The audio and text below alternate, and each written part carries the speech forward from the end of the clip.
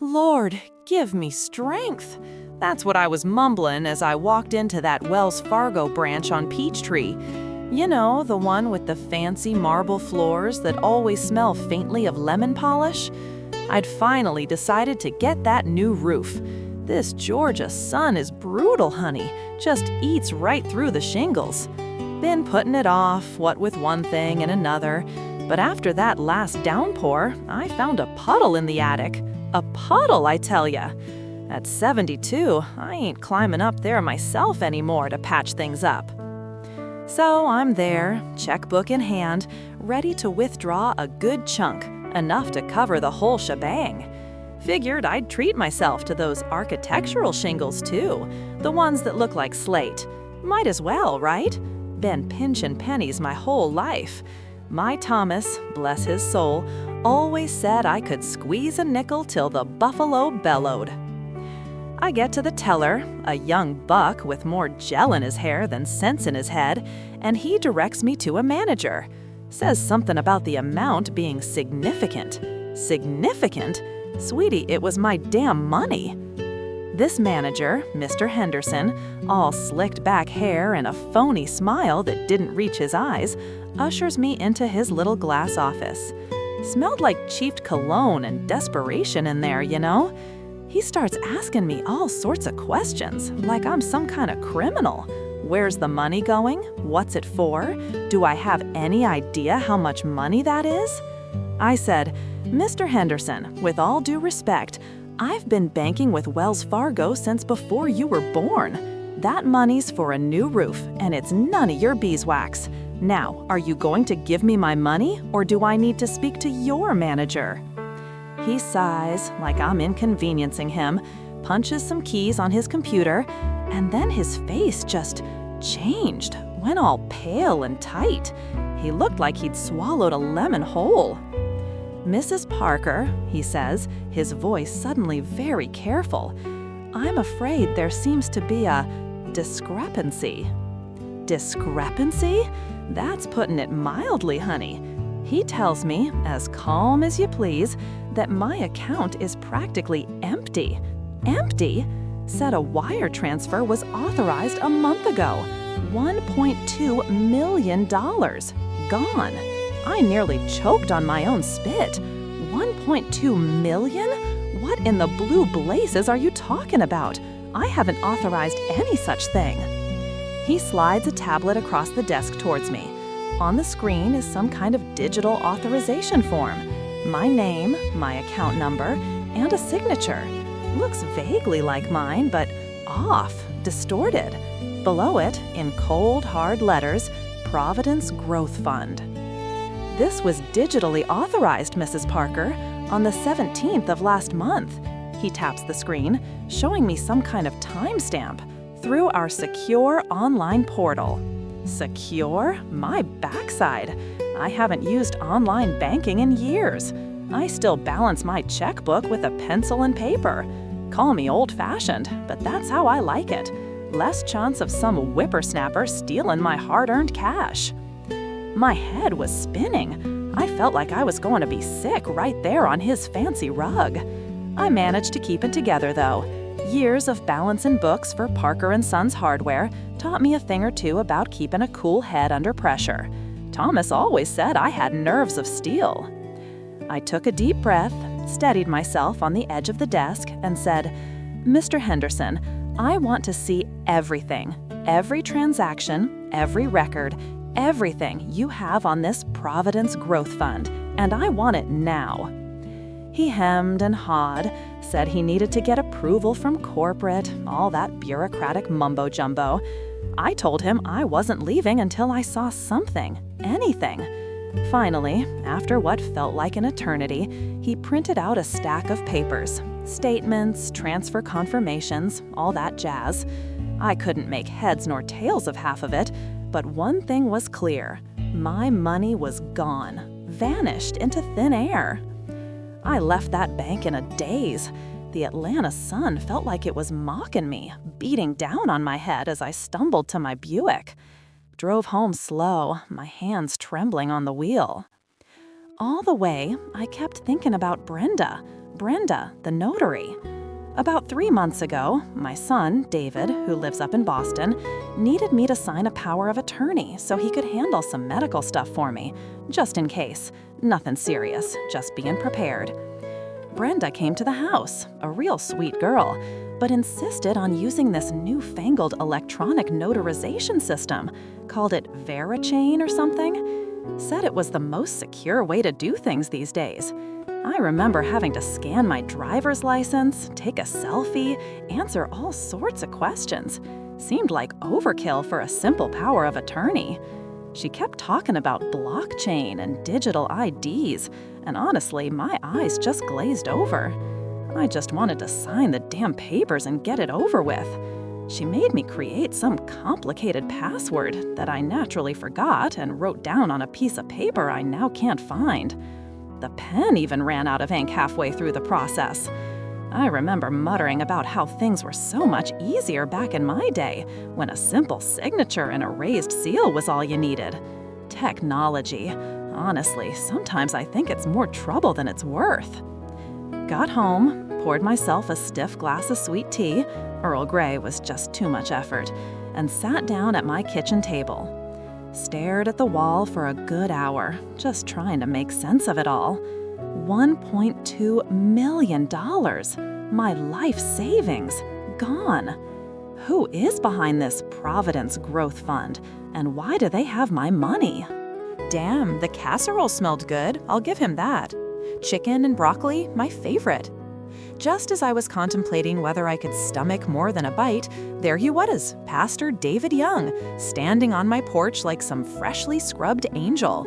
Hair perfectly coiffed, teeth gleaming like a used car salesman's smile. At 35, he looks barely old enough to shave, let alone shepherd a flock. "Helen, dear, I was so worried when you didn't answer your phone this morning," he said, his voice dripping with concern, holding up that casserole dish like it was the Holy Grail. "Brought you a little something, thought you might be lonely." Lonely? Honey, I've been alone since my Harold passed, and I'm more independent than he ever gave me credit for. "Oh, David, that's so thoughtful," I cooed, opening the door wider. Come in, I was just resting my eyes." Liar! I'd been staring at those bank statements like they were written in Sanskrit. He placed the casserole carefully on my kitchen counter, the same counter where, just hours earlier, I'd been calculating the exact moment my life savings vanished. He surveyed the room, taking in the scattered papers with a quick, practiced glance. "Everything all right, Helen? You seem a little flustered." "Flustered? Sweetie, I'm about to unleash hell, but you won't see it coming." "Oh, you know how it is, David. At my age, things just get a little confusing sometimes. The bills, the statements, they all look the same after a while." I gave him my best poor, confused old lady smile. It's a trick I learned from my mother. Men, especially young ones, eat it up. He chuckled, a low, comforting sound. "Yes, well, I can imagine. Finances can be tricky, especially with all these new online systems. I know my own mother struggles with Zelle and her iPhone." He paused, then turned to me, his eyes filled with what I'm sure he thought was genuine sympathy. "Actually, Helen, that's partly why I came. I wanted to check in on that investment we discussed. You remember? The Providence Growth Fund? Such a wonderful opportunity for our church members to secure their financial future." "Secure? Honey, it's about as secure as a house of cards in a hurricane." "Oh yes, David, the investment," I said, feigning a vacant stare. "It's all a bit of a blur, dear. I must confess, my memory isn't what it used to be." He stepped closer, placing a hand gently on my arm. "Of course, Helen, it's perfectly understandable. Perhaps you just misplaced the paperwork. Maybe it's in your safety deposit box at Wells Fargo." Safety deposit box? He knew about my safety deposit box? That little detail made the hairs on the back of my neck stand on end. Harold always said that young buck was too interested in my finances. I don't know, David. I'll have to look. Maybe you could help me find it. I'm so forgetful these days." I patted his hand, trying to keep my voice steady. Inside, my mind was racing. This wasn't just about misplaced paperwork anymore. This was about something much, much bigger. He smiled, a little too brightly, I thought. Of course, Helen, anything for you. But perhaps, before we start tearing the house apart, let's just double-check your account online. It's possible there's been a slight delay in processing. Happens all the time. Online? He wanted me to go online. He wanted me to show him my accounts. The accounts that now showed a gaping hole where my life savings used to be. Not a chance in hell. Oh dear, I don't do online banking, David. Never have. Too complicated for me. I still use my checkbook, you know. Old-fashioned, I guess. I chuckled, hoping he wouldn't notice the tremor in my voice. He frowned slightly, a flicker of something unreadable in his eyes. But Helen, I thought you said… Never mind. Perhaps it's just a misunderstanding. I'll call the fund administrator tomorrow and see what's going on. I'm sure it's just a simple mix-up. A simple mix-up that involved $1.2 million?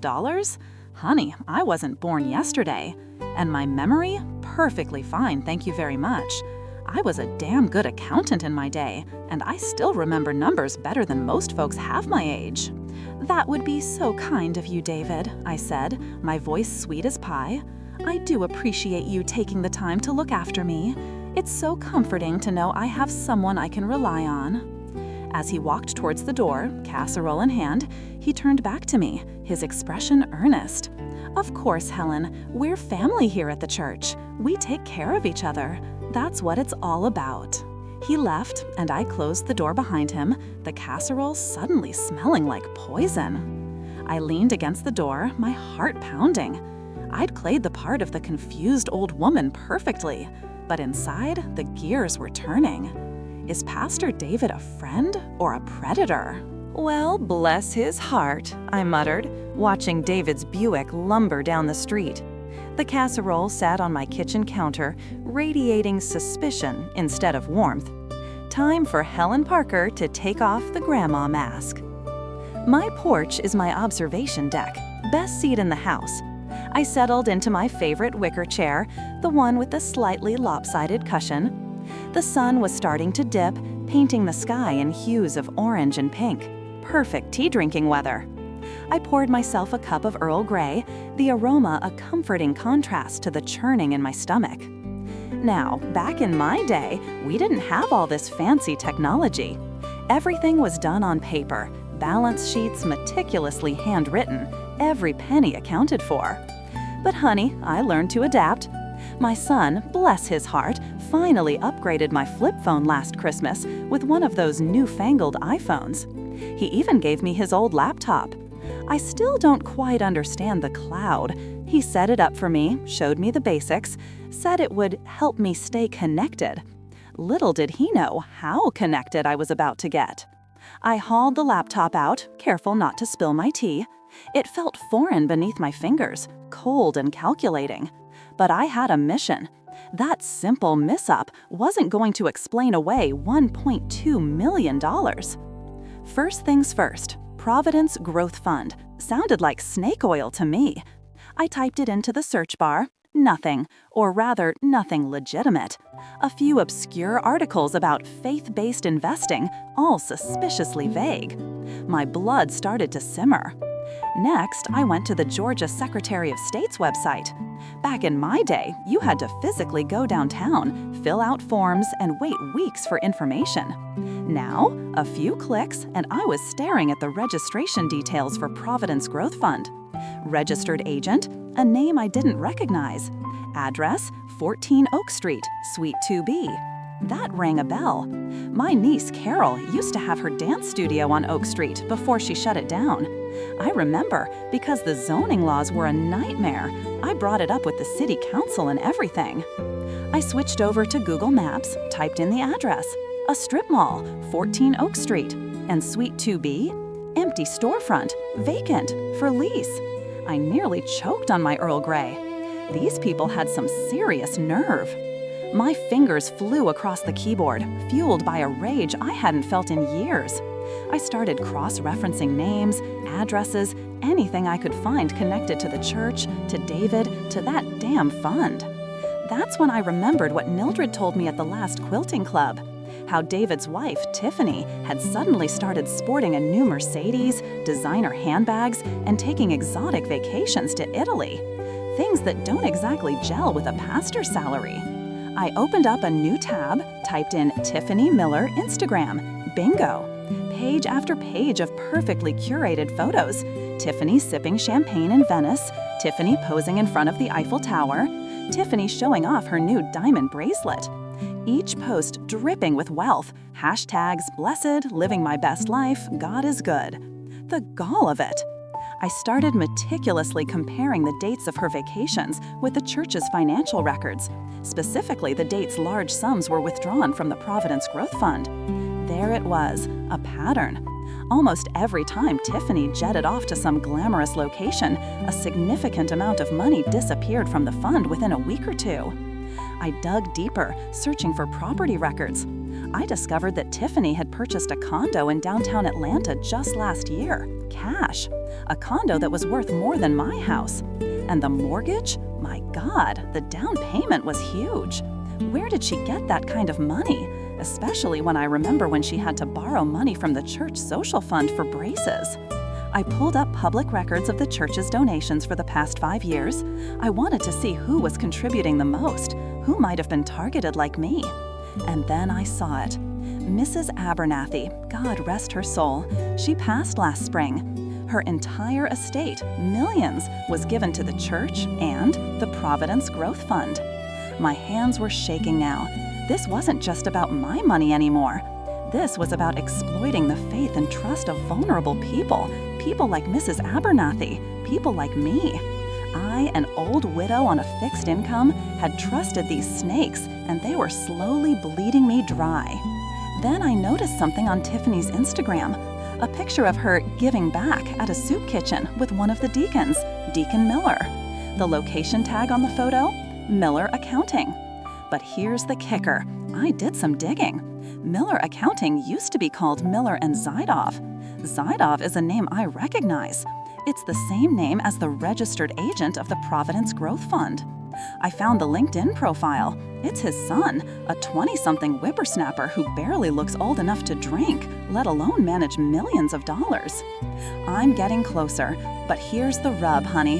How do I prove that David is directly connected to this shell corporation? I need a smoking gun, something that ties the pastor to Zydov and that bogus address. Well, bless his heart. That's what I thought, sweetie, when I decided to give Pastor David a call.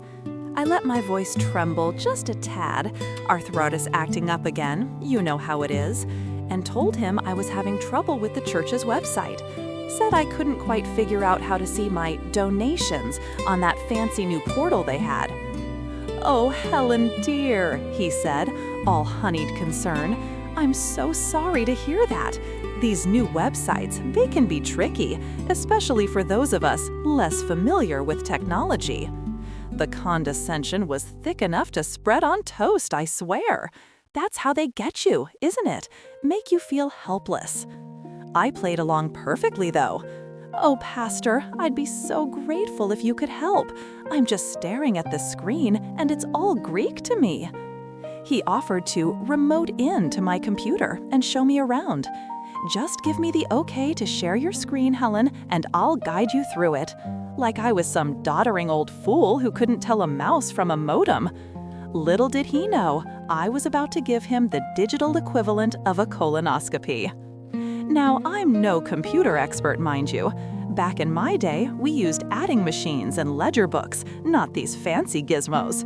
But my grandson, bless his millennial heart, had set me up with some software on my Apple iMac, a little something called a packet sniffer. It's supposed to be for network troubleshooting, whatever that means. All I knew was that it could capture the internet address of anyone who connected to my computer. So, while Pastor David was yapping about user-friendly interfaces and streamlined giving, I was secretly running this program, watching the numbers dance across the screen like a ticker tape parade. He was so busy showing me the donation portal, pointing out where I could see my generous contributions, that he didn't have a clue what I was up to. He clicked around the website, showing me the different ways I could donate: Zelle, credit card, even direct bank transfer. He was particularly keen on pushing the recurring donation option. So convenient, Helen, you don't have to worry about writing a check every week. More like, so convenient for me to bleed you dry without you noticing, Helen. He even had the nerve to bring up the Providence Growth Fund again. It's a wonderful opportunity to truly grow your giving, Helen. Think of it as planting seeds for the future of our church. Seeds of deception, more like it. I made sure to act confused, asking him questions about the fund, pretending I didn't quite understand how it worked. Is it like a savings account, Pastor? Does it earn interest? He hedged, of course. It's more of an investment, Helen, a way to support the church's long-term goals. He carefully avoided any mention of guaranteed returns or specific investment strategies. Snake oil salesman through and through. All the while, my little program was humming along, diligently capturing every bit of data coming from his computer. The IP address, the server details, all the digital breadcrumbs I needed to trace him back to his lair. The whole time he was yapping away, I kept thinking about Mrs. Abernathy. Sweet, gentle Mrs. Abernathy, who trusted that church with her entire life savings. And they preyed on her vulnerability, just like they were trying to prey on mine. The anger was building inside me, a slow burn that threatened to erupt like a volcano. I had to keep it in check, though. I couldn't let him suspect a thing. Finally, after about 20 minutes of his condescending tutorial, he signed off. There you go, Helen, all set. Just give me a call if you have any more questions. And remember, the Lord loves a cheerful giver. As soon as the screen sharing ended, I shut down the packet sniffer and looked at the results. A jumble of numbers and letters, meaningless to the untrained eye. But I knew it held the key, or at least a piece of the key, to unlocking this whole conspiracy. I also noticed something else. While he was screen sharing, a little notification popped up on his computer. Something about a software update for a VPN. Now, I don't know much about those things, but I do know they're used to hide your location online. Why would a pastor need to hide his location when he's just helping a sweet old lady with her computer? Unless, of course, he had something to hide. I called my grandson, Michael. Honey, Grandma needs your help again. I've got some numbers here, and I need you to tell me what they mean. He's a smart young man, my Michael, good with computers. He'll know what to do with this information. Now I have the IP address, the server information, maybe even a hint about a VPN. But will this digital breadcrumb be enough to prove his guilt? Lord, give me strength, I muttered, adjusting my floral scarf as I walked into the law office. Maria Rodriguez, Esquire. Sounded impressive on the phone. I hoped she wasn't some young buck who'd dismiss me as just another dotty old lady with a grudge. The office was all glass and chrome, smelled faintly of lemon cleaner, and cost more to furnish than my whole house, I bet. A young woman, barely old enough to drink, with a severe ponytail and a power suit that probably cost more than my Social Security check, greeted me. Mrs. Parker, I'm Maria Rodriguez. Please come in. I followed her into an equally sterile conference room. So, Mrs. Parker, she began, all business, you said on the phone you believe you've been defrauded. Honey, I said, my voice dripping with more sugar than a hummingbird feeder, I know I've been defrauded, and I know who did it. I placed the file folder on the table with a thud. It was thicker than a Sears catalog. This, I announced, is my life savings, or rather, what was my life savings, and those charlatans at the church stole it. Maria raised a perfectly sculpted eyebrow. These cases are often difficult, Mrs. Parker. Churches have a lot of goodwill in the community. Goodwill? Bullshit, I snapped, the saccharine sweetness vanishing like morning mist. They have a lot of lawyers and a lot of gullible people lining their pockets. Now, are you going to listen to me, or are you going to patronize me like everyone else has? I opened the folder.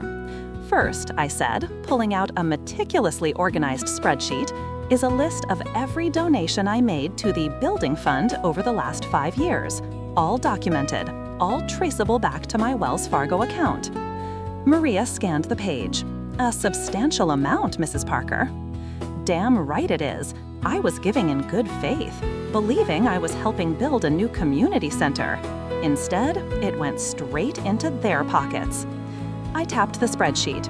Notice anything odd about the dates, sweetie? See how the donations spiked right after my husband passed? They knew I was vulnerable. Next, I slid across a printout of the Shell Corporation's filing documents. This, I said, pointing to a name buried in the fine print, is Pastor David's brother-in-law. The building fund is funneled through this company, which then mysteriously disappears. No construction permits, no contracts filed, nothing. Maria leaned forward, her initial skepticism fading. Interesting, she admitted. Then came the social media evidence. Printouts of Facebook posts, Instagram photos, all showing Pastor David and his wife living a life of luxury that my fixed income could only dream of. Private school for the kids, designer handbags, a new Lexus every year, all on a pastor's salary? I think not. I pushed them towards her. And finally, I said, drawing out the last piece of evidence, this. I handed her the printout of the packet sniffer data, with the IP address highlighted. My grandson, Michael, ran this. It traces back to a server in the Cayman Islands. And this, I added, tapping the VPN notification screenshot, is Pastor David trying to hide his tracks. He thought I was a clueless old woman, Maria, but I was married to an engineer for 50 years. I know a thing or two about technology. Maria studied the documents, her brow furrowed. She looked up at me, her eyes now filled with a professional intensity. This is compelling, Mrs. Parker, more than I initially thought. I leaned back in my chair, a small smile playing on my lips. I told you I knew what I was talking about. I may have arthritis, but my mind is still sharp as a tack. They thought they could take advantage of me because I'm old. They thought I'd just roll over and die. But I'm not going anywhere until they pay for what they did. Maria took a deep breath. This isn't going to be easy. The church has deep pockets and a lot of influence, but I think we have a case. I'm willing to take it on contingency. Contingency? That meant she believed in me, that she believed in the evidence. A wave of relief washed over me, mixed with a fierce determination. Good, I said, my voice firm, because I'm not letting them get away with this. They preyed on the vulnerable, they used God as a shield to line their own pockets, and I'm going to expose them no matter what it takes. Maria nodded, her eyes gleaming with a newfound resolve. The IP address and Shell Corp connections are good, but circumstantial. I'll dig into their finances. We need to find where the money actually went. Before we file, I need to ask, do we pursue this in civil court to recoup your losses and any additional damages? Or should we be looking for the smoking gun to bring criminal charges? Well, bless her heart, I said to the ladies, shaking my head slowly, a bitter taste in my mouth. Maria might be young, but she's got fire in her belly, and that's exactly what I need right now. Someone who isn't afraid to go up against the big boys, even if they hide behind the Bible. I paused, took a sip of my Earl Grey. The bergamot wasn't quite cutting through the anxiety, though. But a lawyer, honey, even the best one, can only do so much. We needed undeniable proof. Maria felt the IP addresses and Shell Corp connections were circumstantial, which meant I needed to give her something more concrete. You all know what I mean. Lawyers are expensive, and I'm on a fixed income. I couldn't afford to have her chasing shadows. I needed a smoking gun, like she said, and I knew just how to get it. The next few days were a whirlwind. I told Maria I needed some time, that I had a plan. I didn't want to get her hopes up, you see. And frankly, I didn't want her to talk me out of it. Some things you just gotta do yourself. First, I had to get the equipment. Back in my day, you used a tape recorder the size of a brick, but my iPhone was not going to cut it. I needed something discreet, something that would capture every word, every nuance. So I went online. Thank heavens for Amazon Prime. I did my research, read the reviews, found just what I was looking for: a high-fidelity audio recorder disguised as an ornate fountain pen. It even had a little clip, so I could attach it to my blouse without it looking suspicious. Sneaky, huh? Cost me a pretty penny, but it was worth every cent. The pen arrived in a plain brown box 2 days later. I practiced with it, making sure I knew how to turn it on and off without fumbling. The last thing I needed was to be fiddling with it when Pastor David was here. Next, I had to bait the hook. I knew Pastor David, knew his weaknesses, his vanities. He loved to feel important, loved to be the one offering solace, the one providing spiritual guidance. He also loved my lemon bars and my generous donations. So I called him, put on my sweetest, most vulnerable voice, the one I used when I needed to manipulate my late husband into taking out the trash. "Pastor David, honey," I said, my voice trembling just so. "I've been struggling. The guilt, the confusion, it's just eating me alive. I need guidance. I need forgiveness." I could practically hear him preening on the other end of the line. "Of course, Helen, my dear. I'm always here for you. What's troubling you?" "It's complicated," I said, drawing out the word. I think I need to confess something, but I'm afraid. I need you to come over, Pastor, to lead me in prayer, to help me find clarity." He practically tripped over himself to agree. "I'll be there this afternoon, Helen, around 2 o'clock. We'll pray together and everything will be all right." "Oh, thank you, Pastor," I gushed. "You're a true blessing." Blessing my foot. He was a wolf in sheep's clothing, and I was about to lead him right into my living room.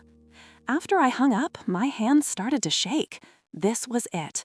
The culmination of months of planning, of gathering evidence, of fighting against despair.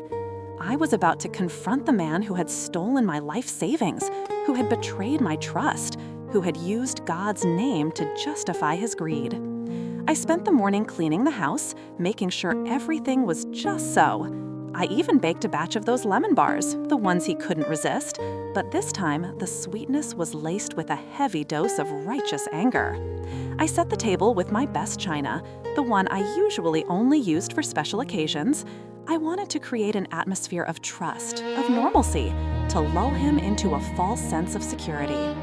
Around 1:30, I put on my favorite blue dress, the one that always made me feel confident. I clipped the pen onto my collar, making sure it was positioned just right. I checked the battery one last time. Then I sat down in my living room, the image of a sweet old lady waiting patiently for her pastor. But inside, I was a coiled spring, ready to unleash all the fury I had been holding back for so long. 2 o'clock rolled around, and right on cue, Pastor David's shiny black SUV pulled into my driveway. He was wearing a crisp white shirt and a pious expression. He looked every bit the part of a man of God. I took a deep breath, straightened my shoulders, and opened the door with a smile. "Pastor David, so good to see you, honey. Come in, come in." Will he fall into her trap? "Oh, Pastor David, so good to see you, honey. Come in, come in." Lord, give me strength. I ushered him into the living room, the air thick with the scent of lemon and deceit. He settled into the armchair opposite me, that smug little smile plastered on his face, like butter wouldn't melt in his mouth. "Helen, dear, it's always a pleasure. And what's this I smell? Lemon bars? You shouldn't have, but I certainly won't say no." He chuckled, reaching for one before I even offered. That was him all over. Always taking, never giving. I forced a smile, my knuckles white as I gripped the arms of my own chair. "Please, Pastor, help yourself. I made them especially." The pen recorder sat innocently on the coffee table between us, looking for all the world like just another cheap trinket, my little spy. He took a bite, his eyes closing in exaggerated pleasure. "Helen, you truly are a gift. These are simply divine. Just like your spirit." Bullshit. He didn't give a damn about my spirit. All he cared about was my bank account. I lowered my gaze, letting my voice tremble just so. Pastor David, I've been so lost lately. Ever since Robert passed, I just don't know which way is up. My checkbook, I can't even balance it anymore. Back in my day, things were so much simpler. Now with all this Zelle and online banking, it's all so confusing for an old woman like me. I dabbed at my eyes with a tissue, careful to smudge my mascara just a tad. Gotta play the part, honey. Gotta make him think he's dealing with a frail, grieving widow. And about that investment, Pastor, I've been meaning to ask you about it.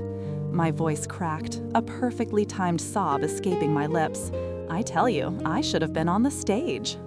He leaned forward, his expression softening. Of course, Helen, anything at all. You know I'm always here for you. That investment with the church is doing wonderfully. It's truly a blessing, a testament to your faith. But Pastor, I sniffled, I can't seem to find the paperwork anywhere. Robert always took care of all that, and I just feel so foolish asking. Maybe I misplaced it. Maybe I just don't understand it. Maybe I didn't even make the investment at all. Maybe I'm just imagining things. I looked at him with wide, watery eyes, the picture of vulnerability. I was laying it on thick, I know, but these snake oil salesmen thrive on preying on the weak. Now, Helen, don't you fret your pretty little head about it. I have all the records right here at the church. Everything is perfectly in order, I assure you. You made a very generous donation, a very wise investment in the Lord's work. It's helping so many people. But Pastor, I sniffled, I can't seem to find the paperwork anywhere. Robert always took care of all that, and I just feel so foolish asking. Maybe I misplaced it. Maybe I just don't understand it. Maybe I didn't even make the investment at all. Maybe I'm just imagining things. I looked at him with wide, watery eyes, the picture of vulnerability. I was laying it on thick, I know, but these snake oil salesmen thrive on preying on the weak. Now, Helen, don't you fret your pretty little head about it. I have all the records right here at the church. Everything is perfectly in order, I assure you. You made a very generous donation, a very wise investment in the Lord's work. It's helping so many people. But I'm getting these notices, Pastor, from the bank about my account being overdrawn. It's never been overdrawn before. It's my Social Security, my small pension, all I have to live on. Maybe there's been a mistake? With the arthritis in my hands, sometimes I struggle with the numbers. I wrung my hands together, my voice barely a whisper. I must have made a mistake. I just feel so lost, Pastor, especially without Robert. He always knew what to do. Now I'm just alone. I watched his face carefully. He was buying it, hook, line, and sinker. The smugness hadn't entirely disappeared, but it was layered now with a patronizing pity. He thought he had me right where he wanted me, a confused, grieving old woman, easily manipulated, easily dismissed. There, Helen, it's all right. We'll get to the bottom of this. I'll personally look into it. I'll check the church's records, and we'll see if we can't sort out this little misunderstanding. Perhaps there's been a clerical error or something like that. These things happen, you know. Oh, Pastor, would you really do that for me? I batted my eyelashes, channeling my inner Scarlett O'Hara. I felt like vomiting, but it was working. He patted my hand, his touch clammy and unwelcome. Of course, dear, anything for you. You're a valued member of our congregation, a true pillar of the community. We want to make sure you're taken care of. That's when I saw his eyes flick to the pen on the table. Just for a split second, but it was enough. He knew something was up.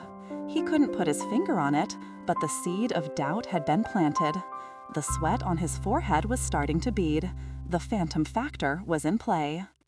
Thank you, Pastor, I said, my voice regaining a sliver of strength. You don't know how much this means to me. I just want to understand where my money is. where my money went, the money Robert and I scrimped and saved for all these years. You understand, don't you, honey? A fixed income doesn't stretch far these days. He shifted uncomfortably in his seat, clearing his throat. Of course, Helen, perfectly understandable. Now, why don't you tell me exactly how much you think is missing? Let's start there, shall we? How much will he admit to? Oh, let's not play coy, Pastor, I said, leaning forward. My arthritis was acting up, a sharp, throbbing pain in my knuckles, but I ignored it. We're talking about my life savings, the nest egg Robert and I built. It was substantial, more than enough to keep me comfortable in my old age, more than enough to donate generously to the church over the years, wouldn't you say? I watched his face. He wasn't a bad-looking man, David, in his late 40s maybe. Smooth-talking, though, like a snake oil salesman. He probably thought I was just a silly old woman, easily swayed by his honeyed words. But Helen Parker wasn't born yesterday. I'd seen enough balance sheets in my time to smell a rat 10 miles away. So, are we talking about the new roof, Pastor? Or the missionary trip to, where was it again? Someplace exotic, I'm sure. All done in God's name, of course. But tell me, David, is my money truly doing God's work? Or is it perhaps lining someone else's pockets? I paused, letting the question hang in the air. The floral scent of the potpourri on his desk suddenly felt cloying, suffocating. He chuckled, a low, condescending sound that made my blood boil. Helen, sweetie, you wound me, honestly. You think I would misuse church funds? That's absurd. Everything we do here is above board, transparent. You, of all people, should know that. Your generosity is legendary, a testament to your faith. We are eternally grateful for your stewardship. Stewardship, that's what they called it. I hated that word. It sounded so official, so legitimate, like I was a damn sheep handing over my fleece to the shepherd. He leaned back in his chair, steepling his fingers. He was starting to enjoy this, the young buck. He felt untouchable. He probably thought I was a doddering old fool, easily manipulated. He was wrong, so wrong. God rewards his shepherds, Helen, he said, his voice dripping with smugness. That's the way it works. And you, my dear, are one of God's most faithful flock. You signed your flock over to me, metaphorically speaking, of course. It's all perfectly legal, all documented. You have nothing to worry about. He laughed again, a short, sharp bark of amusement. I wanted to slap the smirk off his face. Back in my day, you respected your elders. These whippersnappers thought they could get away with anything. My demeanor instantly shifted. The frail, confused old widow vanished, replaced by the steely, sharp-eyed accountant I'd been for 40 years. The one who could spot a discrepancy in a ledger from across the room. The one who didn't take any crap from anyone. It was it, honey? I said, my voice suddenly hard and clear. The trembling had stopped, the fear had evaporated. All that was left was a cold, burning anger. I reached down, my hand shaking just a little, and clicked the top of the pen. The tiny red light went off. The recording stopped. And now, I said, my voice low and dangerous, we have your little sermon on tape, David. Every word, every condescending chuckle, every admission of stewardship. His eyes widened, the color drained from his face. He looked like he'd seen a ghost. He stammered, trying to find the right words. Helen, I don't understand. Oh, I think you do, Pastor. I think you understand perfectly. See, I knew you'd never admit to anything outright. You're too careful for that. But you're also arrogant. You thought you were smarter than me. You thought you could sweet-talk me, manipulate me, and get away with it. You thought I was just some lonely old woman, grieving her husband and desperate for someone to take care of her. You underestimated me, David. Big mistake. I stood up, my knees creaking in protest, and leaned over his desk, my face inches from his. I could smell his aftershave, a cheap, cloying scent that made me want to gag. Robert always said I had a nose for trouble. He was right. And honey, you are trouble with a capital T. I picked up my purse, slinging it over my shoulder. I'll be seeing you, Pastor, and so will my lawyer. I have a feeling this is going to get very interesting. Oh, and one more thing. I reached back and snatched the half-eaten biscotti from the plate on his desk. These are stale. You should really get a fresh batch, for your flock. I dropped it in my purse and walked out, leaving him speechless. The recording stopped, so he probably thought he could breathe again. Poor lamb. He's confessed. But honey, is the fight really over? Well, bless his heart, I muttered, more to myself than anyone else. Pastor David's smile, damn him, just widened. The snake. He took another sip of his Fiji water, that expensive crap I knew the church was paying too much for, and looked at me with what I can only describe as pity. Pity! The audacity! "Oh, Helen, you poor thing," he said, his voice dripping with condescension like cheap maple syrup. "You really shouldn't have done that." I felt a surge of anger so intense it made my arthritis flare up in my left wrist. The nerve of this whippersnapper. He thought he had me figured out.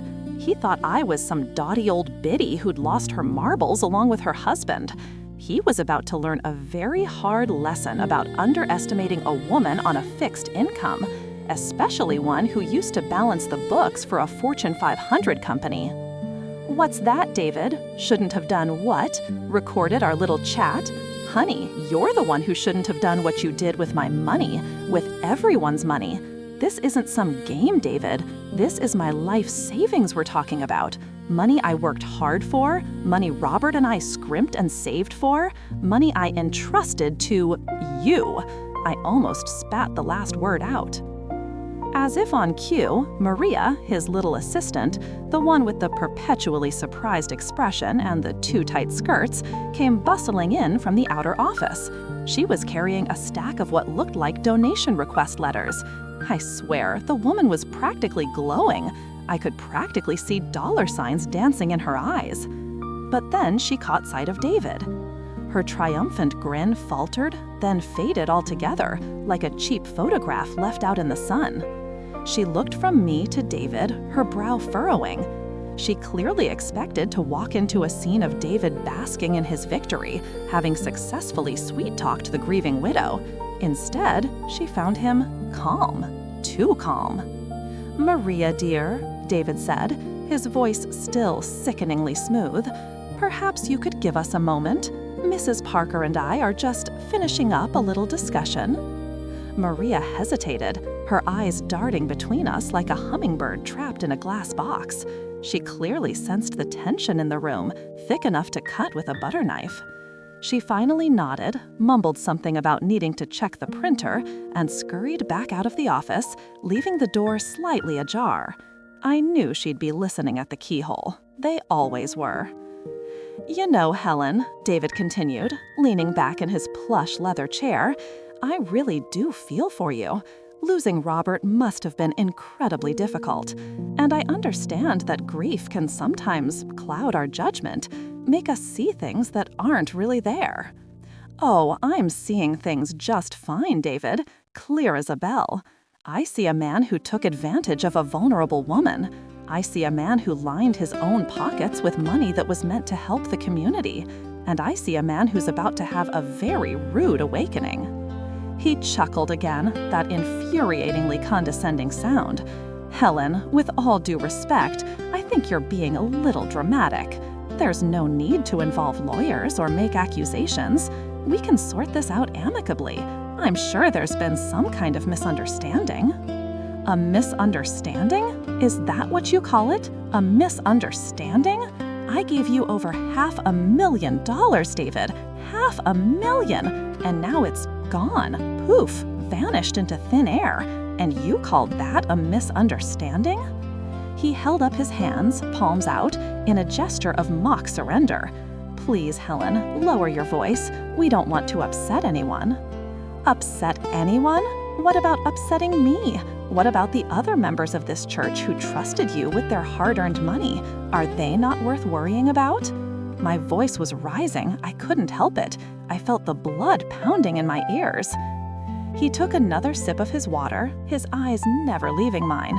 He was playing a game, and I suddenly realized I had no idea what the rules were.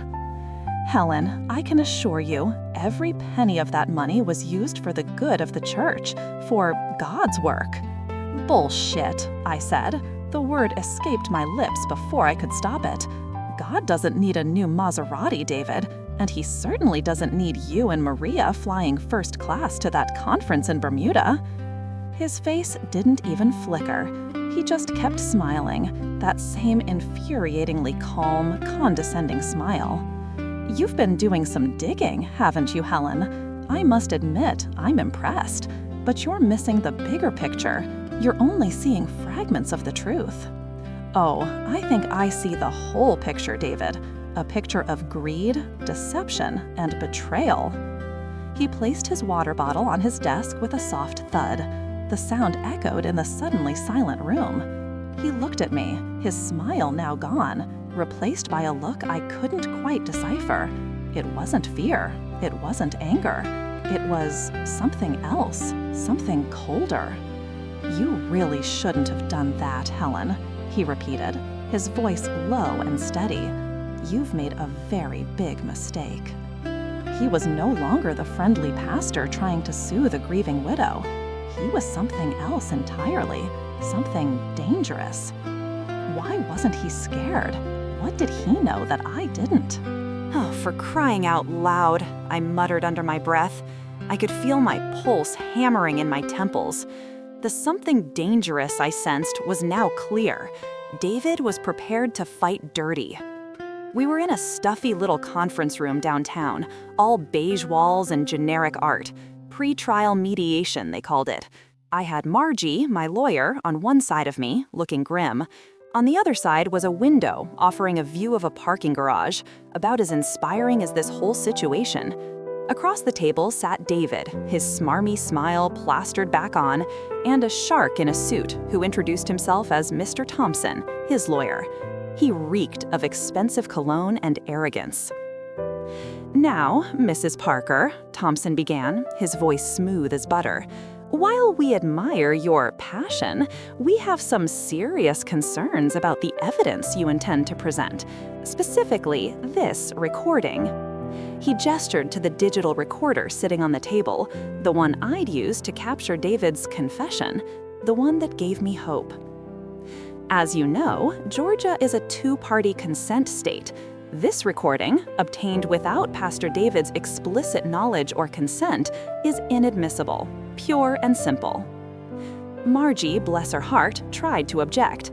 "Your Honor, with all due respect, Mrs. Parker believed she was acting in good faith, attempting to clarify discrepancies." Thompson cut her off with a dismissive wave of his hand. "Good faith is irrelevant, counselor. The law is the law." My heart sank. I knew about the two-party consent thing. Margie had warned me, but I'd been so sure the content of the recording would outweigh the technicality. I was wrong. "But that's not all, is it, Mr. Thompson?" David chimed in, his voice dripping with false concern. "We're not just questioning the legality of the evidence, are we? We're questioning Mrs. Parker's state of mind." That's when Thompson dropped the bomb. He reached into his briefcase and pulled out a thick document, bound in legal blue. He slid it across the table towards Margie, but his eyes were fixed on me. "This, Mrs. Parker, is a sworn affidavit from Dr. Alistair Finch, a highly respected geriatric psychiatrist. Dr. Finch has evaluated Mrs. Parker and, regrettably, has diagnosed her with early-stage dementia." The room seemed to tilt. Dementia? Me? I felt a cold wave wash over me, starting in my toes and creeping up to my scalp. "Dr. Finch details his findings extensively in this report," Thompson continued, his voice devoid of any warmth, "including instances of confabulation, paranoia, and impaired judgment. He concludes that Mrs. Parker's recollections of events, particularly those pertaining to financial matters, are unreliable." I stared at the document, unable to comprehend what I was seeing. Dr. Finch? He was a pillar of David's church. He'd even given a sermon once about the importance of respecting our elders and supporting them in their time of need. That snake. "This is outrageous," Margie exclaimed, her voice sharp. "This is a blatant attempt to discredit my client. I demand to see Dr. Finch's qualifications, his notes, everything." Thompson remained unfazed. "All documentation is included, counselor. Dr. Finch is a leading expert in his field. He's been practicing for over 40 years, a pillar of the community, a good Christian man." He emphasized the last part, looking pointedly at me. But I don't have dementia," I finally managed to stammer, my voice trembling. "This is a lie. I'm perfectly fine. I balance my checkbook every month. I know exactly where my money went." David leaned forward, his expression a mask of pity. "Helen, sweetie, perhaps you're not remembering things as clearly as you think. We all forget things from time to time, especially as we get older. Maybe it's time to consider." He trailed off, letting the implication hang in the air. That bastard. He was trying to paint me as a senile old woman, incapable of managing her own affairs. He wanted to invalidate everything I'd uncovered, everything I'd fought for, and he was using my age against me. I may be 72, but I'm not stupid. "This is a setup," I shouted, slamming my hand on the table. "This is all a lie. You're trying to silence me. You stole my money, and now you're trying to make me look crazy." Thompson raised an eyebrow. "Such emotional outbursts are precisely what Dr. Finch addresses in his report, Mrs. Parker. He notes a tendency towards exaggerated claims and unfounded accusations." He was twisting everything. My anger, my passion, my grief. He was using it all against me, turning it into evidence of my supposed mental instability. I felt a surge of panic rising within me. How could I fight this? How could I prove that I was sane, that I was telling the truth, against a respected doctor, a signed affidavit, and a pastor who was clearly willing to stoop to any level to protect himself? And that damn recording? It was no use to me. The room started to spin. I reached into my purse for my Earl Grey tea bags. I need something familiar, something to calm my nerves. That old knee was starting to throb.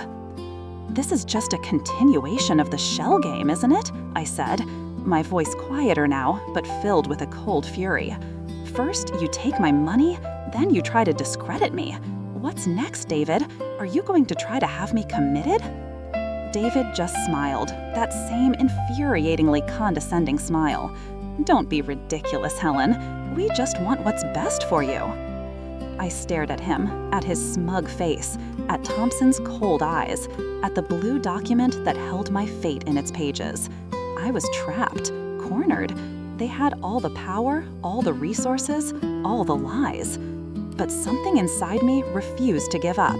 I wasn't going down without a fight.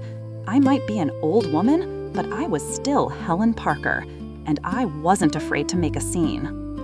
How could I fight a medical diagnosis and an illegal recording? "Well, ain't this just a fine mess?" I muttered, more to myself than anyone. My Earl Grey tea was doing jack shit. The courtroom air hung thick with the stink of cheap cologne and simmering malice. David's lawyer, a young buck with a haircut that probably cost more than my monthly Social Security check, was strutting like a damn peacock. "Your Honor," he announced, his voice dripping with insincerity, "we have here the digital contract, irrefutable proof of Mrs. Parker's generous donation to the church. The document is time-stamped, digitally signed, and has been thoroughly vetted by forensic analysts. The signature certificate is authentic." He held up an iPad, flashing the screen towards the mediator. I could barely make out the details, but there it was, my name, digitally scrawled across some legal jargon I couldn't begin to decipher. My stomach churned. That damn digital signature. How? "Furthermore," the lawyer continued, his voice rising in triumph, "as we have previously established through Dr. Albright's affidavit, Mrs. Parker has been experiencing a period of, shall we say, mental distress. This, coupled with the airtight validity of the contract, clearly demonstrates that the transfer of funds was a legitimate gift, one that Mrs. Parker, in her current state, has simply forgotten. Forgotten? Forgotten? The nerve of this whippersnapper! I wanted to leap across the table and smack that smug look off his face. I clenched my fists, digging my fingernails into my palms. The mediator, a woman with a weary face and a sensible pantsuit, sighed. "Mrs. Parker, do you have any response to this evidence?" I looked at Maria, my sweet Maria, sitting beside me. Her face was pale, her eyes filled with a mixture of pity and despair. She knew how much this meant to me, how much I had riding on this. I had dragged her into this mess, and now it looked like I was about to lose everything. "It's a forging," I croaked, my voice barely a whisper. "I never signed anything like that. I wouldn't give them that kind of money. Not like that."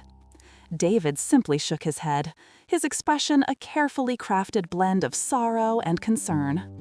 "Helen, sweetie, you're confused. It's understandable. We all want to help you." Help me? They were bleeding me dry, and then trying to convince me I was grateful for it. The lawyer chimed in again, his voice sharp and condescending. "Mrs. Parker, are you suggesting that the church fabricated this document? That we somehow doctored a legally binding contract? Such accusations are not only baseless, but potentially libelous." Libelous? He was threatening me now? This wasn't just about the money anymore. It was about power, about control, about silencing me. My gaze drifted to the digital signature on the iPad again. I racked my brain, trying to remember the last time I had even used a digital signature. I had signed up for a rewards program at the damn Piggly Wiggly using their tablet some months ago. The clerk had made me sign twice. Maybe they stole it from there, but that was too long ago, too vague. The mediator cleared her throat. "Mrs. Parker, I understand that this is a difficult situation. However, the evidence presented by the church is compelling. Given the circumstances, I must advise you to consider the potential ramifications of continuing this case. A public trial could be embarrassing, even damaging to your reputation." Embarrassing? My reputation? They had already ruined my reputation. They had stolen my life savings, questioned my sanity, and now they were worried about my reputation? I wanted to scream, to tear down the walls of that sterile courtroom and expose their lies to the world. But I was trapped. I could feel the walls closing in, the weight of their lies pressing down on me. The recording I had made of David was worthless. The doctor was a liar. And now this digital contract, this irrefutable proof of my supposed generosity. I looked at Maria again. Her eyes pleaded with me. "Stop, Helen, please. It's not worth it." The mediator's voice cut through the silence. "Mrs. Parker, I must ask you again. Do you wish to continue with this case?" I stared at my hands, my old arthritic hands, trembling with anger and frustration. The silence stretched on, heavy and suffocating. The air conditioning whirred, a constant, irritating drone. I could smell the faint scent of lilies from a vase on the table, a sickly sweet fragrance that made my stomach churn. It felt like all eyes were on me, waiting for me to admit defeat. Was this it? Was this how it ended? Was I going to let them win? I looked up, meeting David's smug gaze. He really thought he'd won. He underestimated an old woman. I began, my voice shaky. I wanted to say something, anything, to break the fury that was building inside me. But the words caught in my throat. But they had trapped me so well. It looked like they had done it. Could I fight this? Was it all over? Had I truly lost everything? "Ah, for crying out loud," I muttered, the sound swallowed by the quiet hum of my ancient refrigerator. The stack of bills on my desk seemed to mock me with their crisp edges and bold, demanding numbers. Delia, Wells Fargo, the electric company, Even the damn cable bell felt like a personal insult. I hadn't turned on the TV in weeks. What was the point? Maria sat across from me at my kitchen table, her face etched with worry. Bless her heart, she'd been a rock through all this. "Helen, honey," she said softly, her hand reaching across the table to cover mine. Maybe it's time to just let it go. You're draining yourself, emotionally and financially. You can't keep fighting this." Let it go? Easy for her to say. She wasn't the one staring down the barrel of a depleted savings account and a rapidly approaching retirement. "Let it go?" I repeated, my voice rising. "Maria, this was my life savings. This was supposed to be my security. What am I supposed to do? Eat cat food for the next 20 years? Maria winced. "Don't say that, Helen. You know I'd never let that happen. We'll figure something out. Maybe you could sell the house? Downsize?" Sell the house? This house? The house where I raised my children? Where Tom and I celebrated our anniversaries? Where I baked Christmas cookies every year? This house held my memories, my life. It was more than just bricks and mortar. It was a part of me. "I can't, Maria," I said, my voice barely a whisper. "I just can't." She squeezed my hand. "Okay, honey, okay. We'll find another way. Maybe we can talk to a financial advisor, see what options are available." I knew what options were available. None. Social Security barely covered my basic expenses, and what little I had left in my checking account wouldn't last another month. I was trapped, just like in that damn courtroom. I sighed, running a hand through my thinning hair.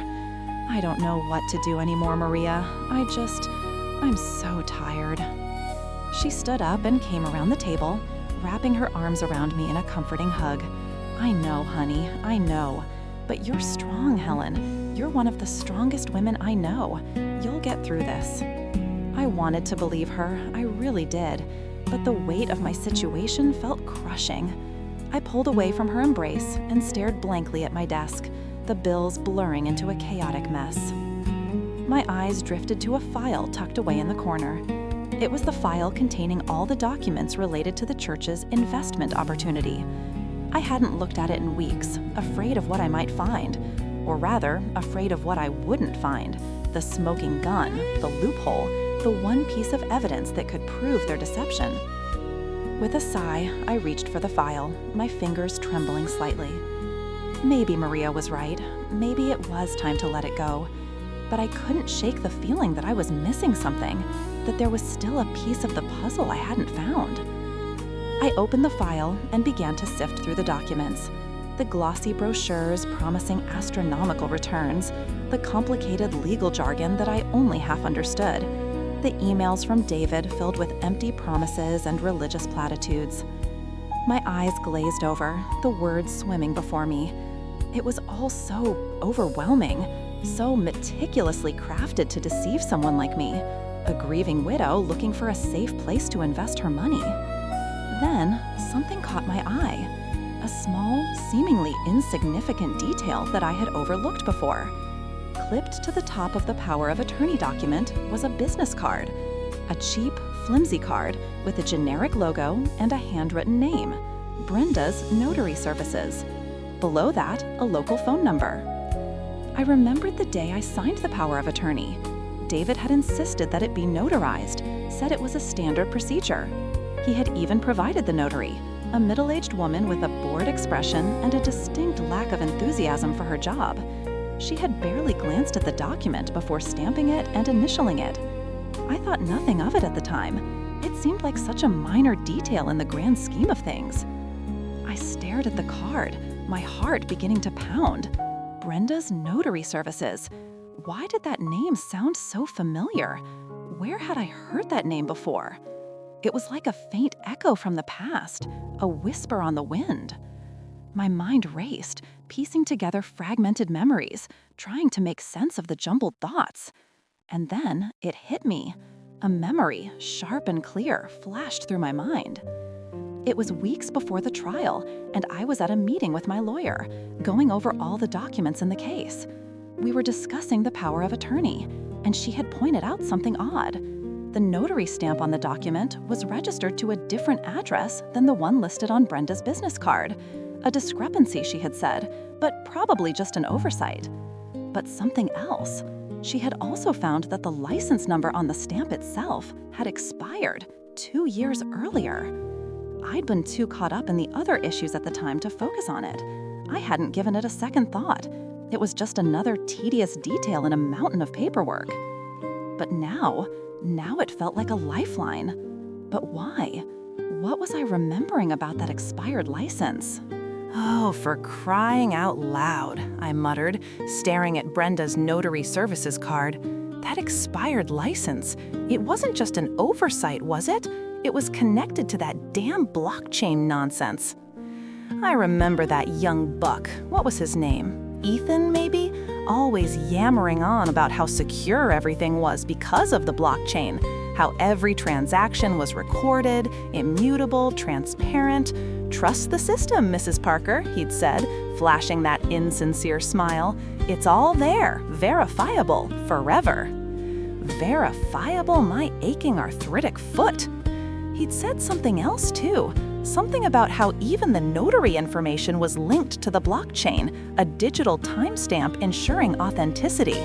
That's when the tiny hairs on the back of my neck stood up. The expired license, a digital timestamp that's provably false? Honey, you have to understand, back in my day, ledgers were paper. You could fudge the numbers, sure, but you left a trail. Now, these whippersnappers think they can hide behind code. They think we old folks are too clueless to understand. Well, I'm about to show them just how wrong they are. My fingers, gnarled with age, fumbled for my iPhone. I tapped on my son David's contact. He's a good boy, David. Made something of himself, thank the Lord. Runs his own tech company in Silicon Valley, always trying to get me to invest in the next big thing. Told him I was happy with my fixed income. Shoulda listened to him. Maybe I would have been savvy enough to see this coming. It rang twice before he answered. Mom, everything okay? He always sounds a little rushed, bless his heart. David, sweetie, I need your help, and I need it now. No medical emergency, thank heavens. But it's about the church, about the money. I could hear him sigh on the other end. Mom, we talked about this. Let the lawyers handle it. Screw the lawyers, David. They're poking around in the dark. I think I found something that could blow this whole thing wide open. Remember that blockchain garbage Ethan was always talking about? Yeah, vaguely. Some sort of distributed ledger thing, right? Why? Because, honey, I think they messed up. I think they left a digital fingerprint. I need someone who can find it, trace it, and prove it's a fraud. I need the best digital forensics accountant you can find, someone who understands this blockchain mumbo-jumbo better than they do. There was a pause, then a slow, deliberate, "Okay, Mom, tell me everything." I explained about Brenda's notary services, the expired license, the discrepancy between the address on the card and the registration. I could hear him typing furiously on his keyboard as I spoke. Okay, Mom, that's interesting. If the notary information is indeed linked to the blockchain and the notary's license was expired, it could create a vulnerability in their entire system. It's like a digital crack in the foundation. It could undermine the validity of every transaction tied to that notary. That's what I thought, sweetie. Now here's the other thing. I need you to find this Brenda, the actual Brenda, not just the card, not just the stamp. I want to talk to her, face to face. I have a feeling she knows more than she's letting on. That might be tricky, Mom. People can disappear, but I'll put my best people on it. I'll need a copy of that notary card, any documents you have with her signature, and anything else you can remember about her. Was she friendly? Did she seem nervous? Anything at all. She seemed bored, David. Utterly, completely bored. Like she'd seen it all before. And I think she might have been chewing gum. Rude, I thought at the time, but now I wonder if she was just trying to cope with the guilt. All right, Mom, I'll get on it. I have a guy, used to work for the NSA, specializes in tracking down hard-to-find people. If anyone can find her, he can. Thank you, David. You're a lifesaver. Don't thank me yet, Mom. This could be a long shot. Blockchain is supposed to be secure, remember? But if they made a mistake, if they cut corners, then yeah, this could be huge. But you need to prepare yourself. This could lead nowhere. Are you sure you're ready for that? I'm ready for anything, sweetie. I've been through worse. Besides, I added, a glint returning to my eyes, I'm a Parker woman. We don't give up without a fight.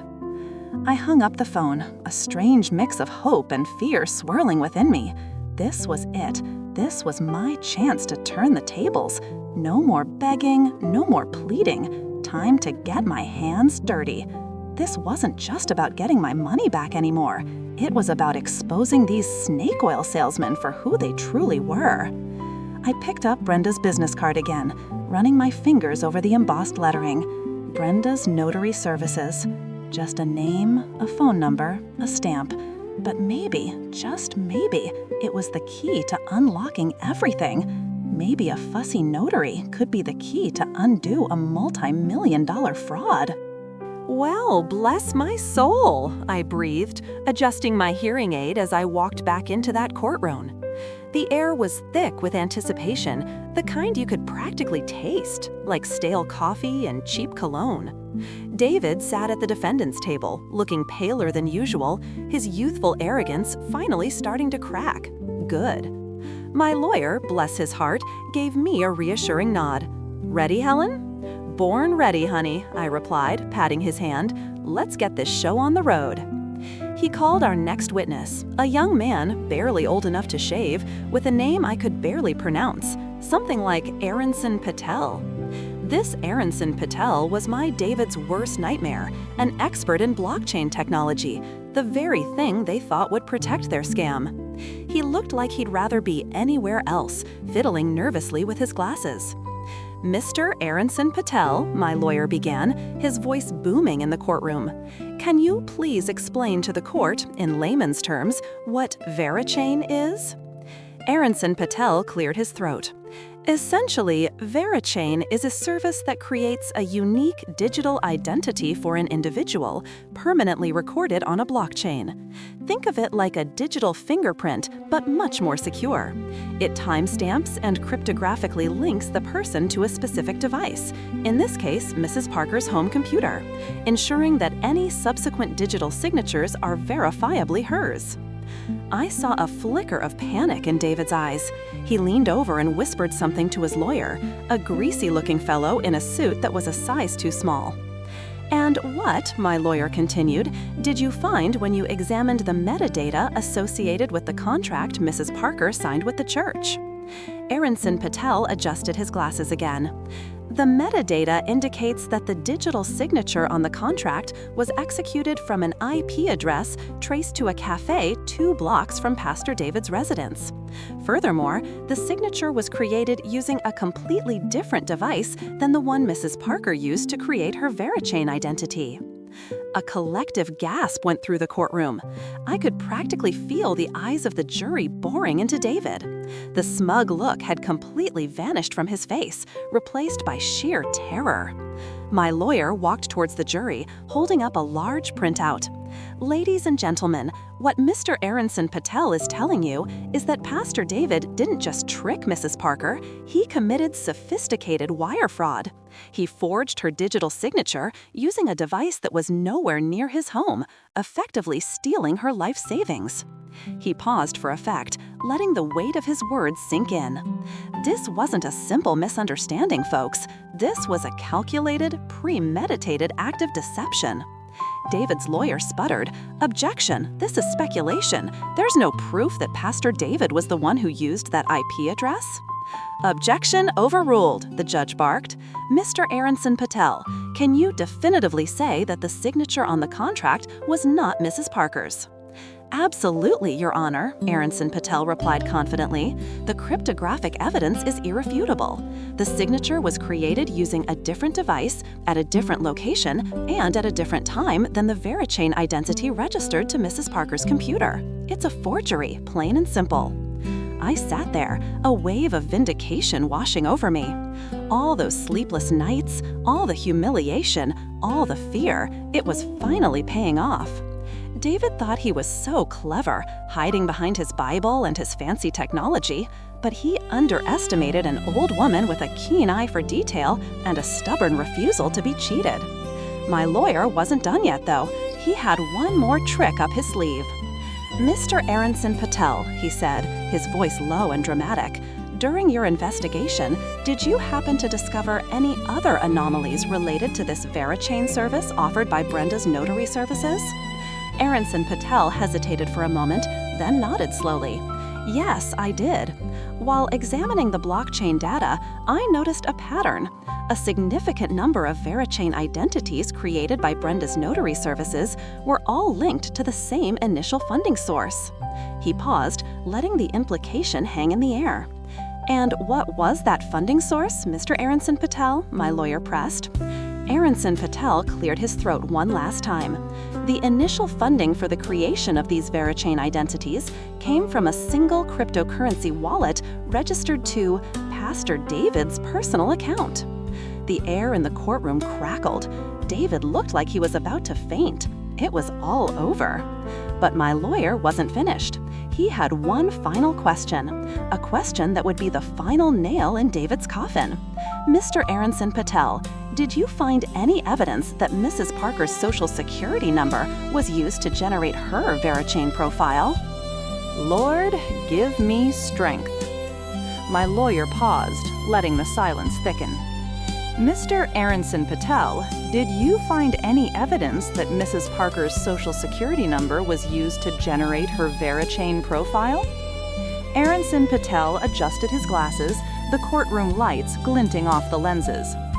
"Yes, I did. In fact, Mrs. Parker's social security number was used to create not one, but multiple VeriChain identities. These identities were then used to funnel money into various cryptocurrency wallets that ultimately benefited Pastor David and the church." I stood up, honey. The dementia vanished like morning mist. My voice, clear and strong, filled the courtroom. I looked directly at David, whose face was the color of ash. "You know, sweetie," I said, my voice dripping with a saccharine sweetness that probably scared him more than a thunderclap, "the books always have to balance in the end. Always." He sputtered, trying to say something, but the words caught in his throat. His lawyer, a young buck in an expensive suit, shot him a look of pure panic. The jig was up. The judge, a woman who looked like she'd seen it all and then some, banged her gavel with enough force to rattle the chandeliers. "This court," she announced, her voice booming, "is referring this case to the federal prosecutor for criminal prosecution. Bail is revoked. Mr. Davidson, you are remanded into custody." Two burly officers stepped forward and cuffed him. As they led him away, he kept looking back at me, his eyes filled with a mix of hatred and disbelief. I just smiled sweetly and waved. Let him rot. The courtroom erupted. Reporters swarmed, cameras flashed, and the air was thick with chatter. My lawyer, bless his heart, managed to shepherd me out of the chaos and onto the courthouse steps. The Atlanta sun felt good on my face. I hadn't realized how tense I'd been until I took a deep breath of that fresh air. A reporter, microphone in hand, practically jumped in front of me. "Mrs. Parker, how do you feel? What are you going to do now?" I smiled, a genuine smile this time. "Well, honey, first things first, I'm going to have a nice cup of Earl Grey. It's been a long morning." I reached into my bag and pulled out my trusty thermos, the one I've had since before most of these whippersnappers were even born. I unscrewed the top, the aroma of bergamot filling the air, and took a long, slow sip. As for what I'm going to do now, I paused, letting the suspense build. The reporter leaned in, her eyes wide. Let's just say my accounting days aren't quite over yet. I took another sip of tea, savoring the warmth. You see, sweetie, while I was, shall we say, preoccupied with recovering my life savings from that snake oil salesman, I had some time to do a little research. I gestured vaguely with my hand. I've been reviewing the regional church's public tax filings. They're readily available, you know, all that 990 paperwork. And let me tell you, some of the entries seem creative. I pursed my lips, trying to look concerned, but I couldn't quite suppress the gleam in my eye. For example, I continued, enjoying the shock on the reporter's face, I noticed a rather generous line item for ministerial travel expenses, and another for community outreach programs that seems suspiciously vague. And don't even get me started on the offshore accounts. The reporter scribbled furiously in her notepad. Offshore accounts, Mrs. Parker? Are you suggesting? I chuckled, a low, throaty sound. I'm not suggesting anything, honey. I'm just saying the numbers don't lie. And an old accountant like me knows how to read between the lines. There's some software, I think it's called Blackbaud, that they use for donations. It's supposed to be secure, but, well, nothing's really secure, is it? Especially when you have someone looking closely. I finished my tea, screwed the top back on my thermos, and gave the reporter a wink. Let's just say I think a few more skeletons are about to come tumbling out of the closet. Seems to me like Pastor David wasn't the only one dipping his fingers in the collection plate. Maybe there are some other church members too, or people on the board. Or, who knows, sweetie, maybe the whole damn denomination is rotten to the core. I smiled again, a wider, more predatory smile this time. Looks like this old lady has a new hobby, and this time it's not just about getting my money back. It's about cleaning house. Because if there's one thing I can't stand, it's a thief hiding behind a Bible. The Lord might forgive them, but I sure as hell won't. I turned and walked away, leaving the reporter sputtering in my wake.